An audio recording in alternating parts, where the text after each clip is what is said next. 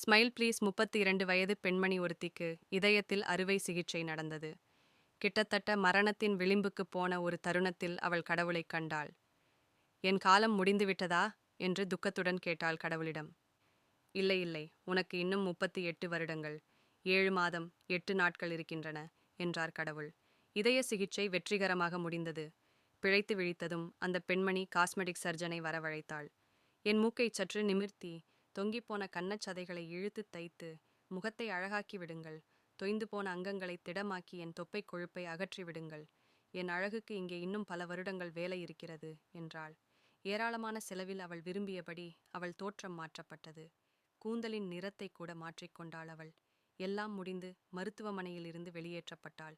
இளைஞர்களின் கண்கள் கூட அவளையே மொய்ப்பதை ரசித்துக்கொண்டு தெருவை கடந்தாள். வேகமாக வந்த லாரி ஒன்றின் கீழ் சிக்கினாள். தளத்திலேயே உயிரிழந்தாள். கடவுளின் முன் கொண்டு போகப்பட்டாள். எனக்கு இன்னும் 38 வருடங்கள் இருப்பதாகச் சொன்ன நீங்கள் லாரியிலிருந்து என்னை இழுத்து காப்பாற்றி இருக்க வேண்டாமா என்று கோபமாக கேட்டாள். அட, நீயா அது? அடையாளம் தெரியாமல் போய்விட்டதே என்றார் கடவுள். ஓவர் மேக்கப் உடம்புக்கு நல்லதில்ல.